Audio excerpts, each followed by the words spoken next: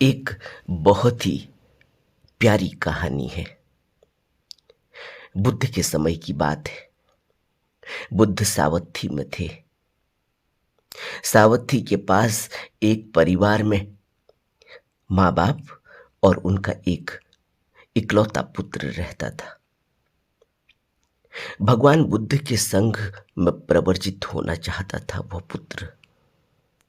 उसने माँ बाप से इजाजत मांगी, परंतु माँ बाप ने उसे भिक्षु बनने की इजाजत नहीं दी। उसका संसार में मन नहीं लगता था। वो भिक्षु ही बनना चाहता था, लेकिन माँ बाप से इजाजत नहीं मिलने के कारण अब उसे यह विचार आने लगे कि वह किस तरह से घर से भाग जाए।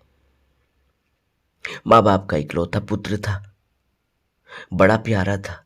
माँ बाप का मोह आसक्ति बहुत थी।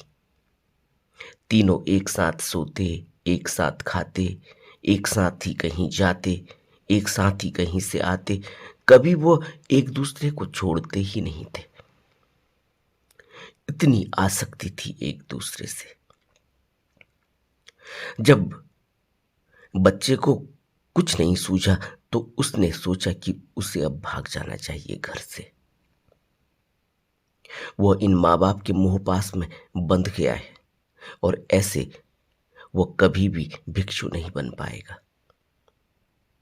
तो उसने एक दिन घर से पाखाना जाने का बहाना बनाकर घर से दूर चला गया। घर में कह के गया कि अभी आ रहा हूं, लेकिन फिर वापस नहीं आया। उसने भगवान के संघ में जाकर प्रवज्ञा ग्रहण कर ली। पिता खोजते रहा। उसने जहां जहां भी उसको उम्मीद थी उसने वहां जाकर खोजा, कहीं कोई पता नहीं चला। सभी लोगों ने यही आशंका जताई कि कोई जंगली जानवर उसे उठाकर ले गया। जंगलों में खोजा, गांवों शहरों में खोजा, कहीं कोई पता नहीं चला। तब पिता को ख्याल आया कि कभी यह कहता था कि मैं बुद्ध के संघ में प्रवर्जित होना चाहता हूं, कहीं यह भिक्षु तो नहीं बन गया।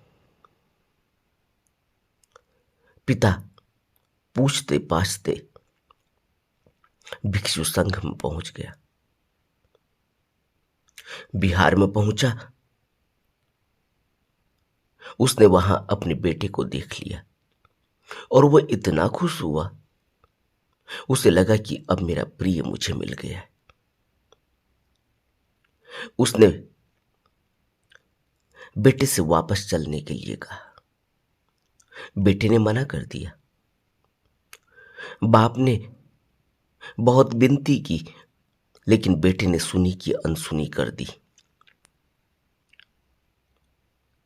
बाप रोया, छाती पीटी, लेकिन किसी भी प्रकार का असर बेटे पर नहीं हुआ। बेटे की इस जिद के आगे पिता पूरी तरह से झुक गया। उसने सोचा कि अब यह मानने वाला तो है नहीं। बेहतर यही है कि मैं भी भिक्षु बन जाऊं। इसके दुख, इसके बिछोह के दुख में जीने से अच्छा है कि मैं भी यहीं रहूं। नहीं तो मैं रह नहीं पाऊंगा, न इसकी मां रह पाएगी। हम मर ही जाएंगे। बेहतर यही है कि हम भी भिक्षु संघ में सम्मिलित हो जाएं। लेकिन पिता मां को लेने के लिए नहीं गया। उसने तुरंत ही प्रवज्ञा ले ली। अब वह एक पल भी अपने बेटे से दूर नहीं होना चाहता था। इसलिए उसने अपनी पत्नी के बारे में तो सोचा ही नहीं। प्रवज्ञा ले ली। अब पत्नी अकेली रह गई। घर में वो अभी खोजते हुए आई। जब उसने देखा कि न तो बाप आया न बेटा आया। वो भी खोज पर निकल पड़ी। तब किसी ने उसको खबर दी कि उसके पति को बिहार की तरफ जाते हुए देखा गया है। वो भी बिहार में पहुंच गई और उसने भी प्रवज्ञा ले ली। अब मां, बाप और बेटा तीनों ही भिक्षु बनकर रहने लगे, बिहार में ही रहने लगे। लेकिन इन तीनों की प्रवज्ञा बड़ी ही अजीब थी। इन तीनों को किसी भी प्रकार का कोई मतलब बुद्धि की शिक्षा से, साधना से, ध्यान से नहीं था। बेटे को प्रवज्ञा में कोई रस नहीं था। वो तो घर से निकलना चाहता था बस, क्योंकि घर में उसके लिए इतनी पाबंदी थी कि वो घर से बाहर जा ही नहीं सकता था। बाप पीछे से आ जाता, माँ पीछे से आ जाती, इसलिए वो किसी भी कारण से उस घर के मोहपास से, उस घर में, उसके अंदर, उसके ऊपर लगी हुई जंजीरों को तोड़ना चाहता था, इसलिए घर से भागना चाहता था और भिक्षु बन गया। बाप को प्रवज्ञा से कोई लेना देना नहीं था। बाप तो बेटे की वजह से भिक्षु बन गया था और मां क्योंकि अकेली रह गई थी, इसलिए बाप और बेटे के साथ, अपने पति और अपने बेटे के साथ रहे, इसलिए उसने प्रवज्ञा ले ली थी। लेकिन तीनों में से किसी को भी ध्यान, साधना, बुद्ध के उपदेश, दर्शन से कोई लेना देना नहीं था। तीनों भिक्षा मांगकर लाते, साथ साथ बैठते, खूब गपशप मारते, साथ ही भोजन करते, साथ ही सो जाते। वो तीनों एक दूसरे का साथ छोड़ते ही नहीं थे।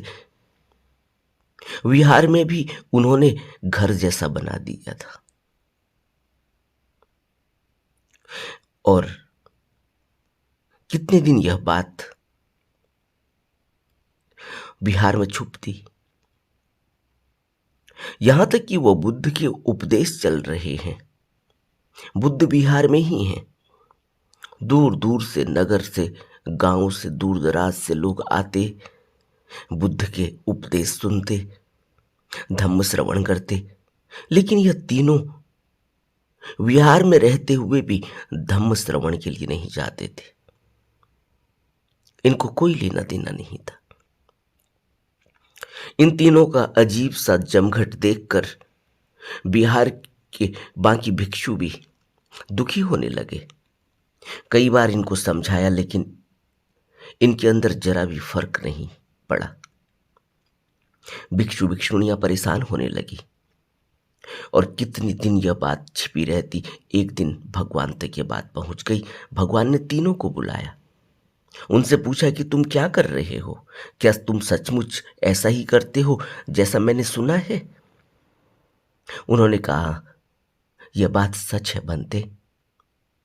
फिर भगवान ने कहा कि फिर ऐसा क्यों करते हो? यह प्रवज्जित लोगों के योग्य कर्म नहीं है। तुम बताओ कि सही बात क्या है, तुम ऐसा क्यों करते हो? तब बाप ने असली बात बताई। बाप ने कहा कि प्रवज्ञा से हमें कोई लेना देना नहीं, हम तो अपने बेटे को खोजते हुए यहां आए थे। और जब बेटे ने प्रवज्ञा ले ली, भिक्षु बन गया और इसने मना कर दिया हमारे साथ घर वापस जाने के लिए, तो फिर हमने भी प्रवज्ञा ले ली। लेकिन प्रवज्ञा से हमें कोई लेना देना नहीं है। हम तो बेटे के साथ रहना चाहते हैं बस।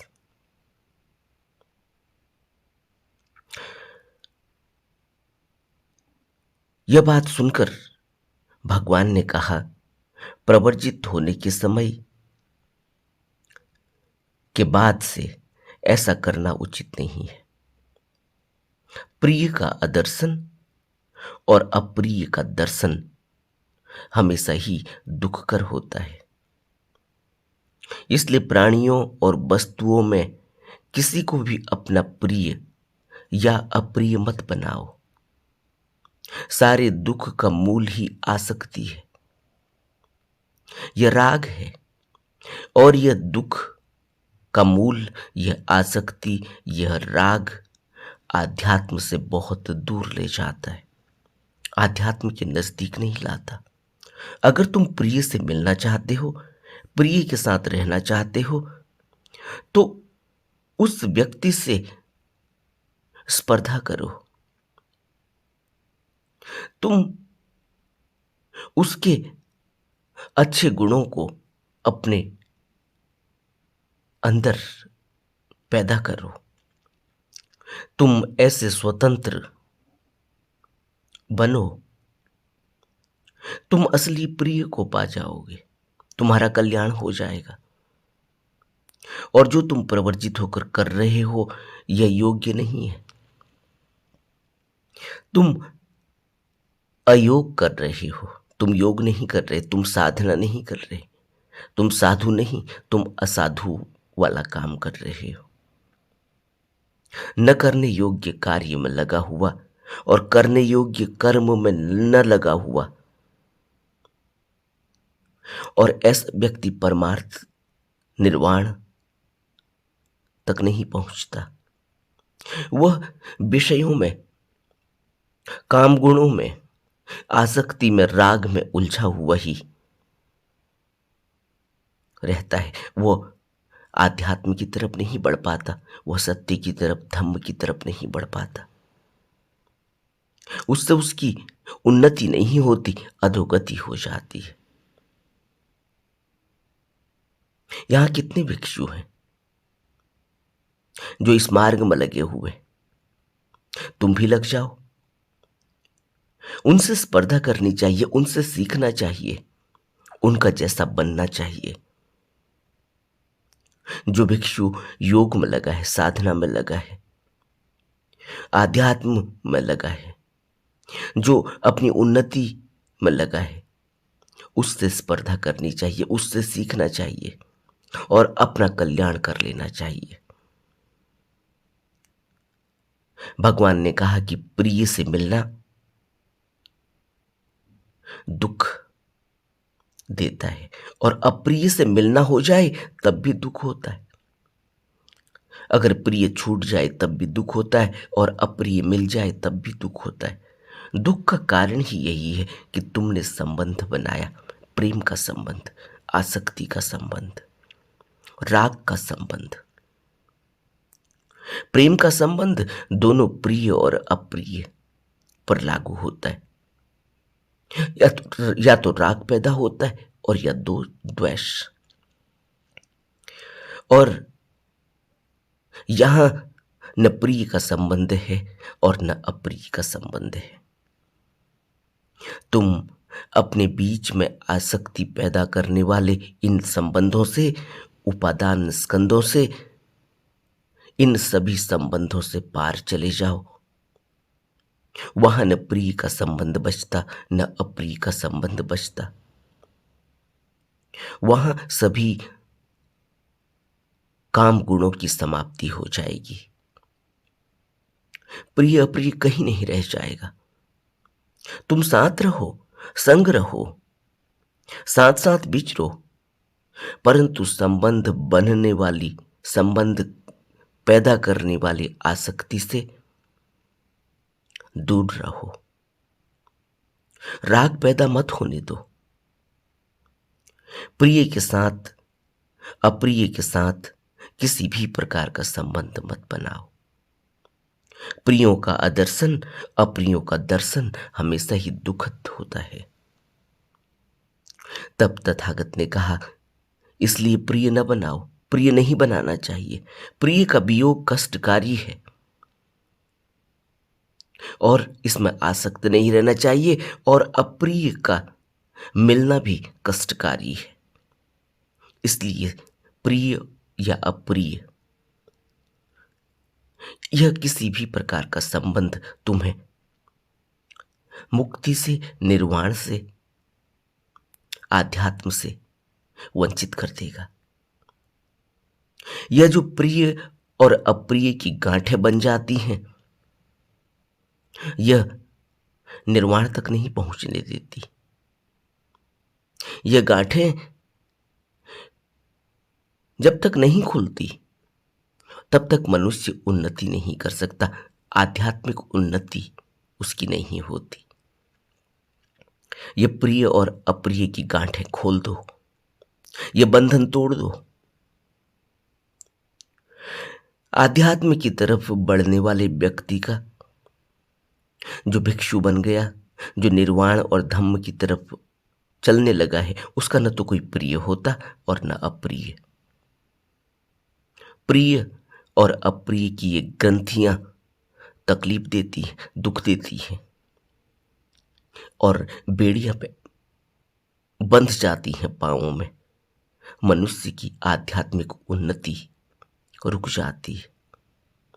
तुम धम्म का प्रविचय करो, धम्म का श्रवण करो, मनन करो, चिंतन करो, अभ्यास करो। इन गांठों को धीरे धीरे खोलो। ये गांठें खुल जाएंगी। इसके लिए तुम्हें निरंतर अभ्यास करना होगा, धम्म का श्रवण करना होगा। बुद्ध की इन बातों को सुनकर उन तीनों के अंदर वैराग्य पैदा होने लगा और धीरे धीरे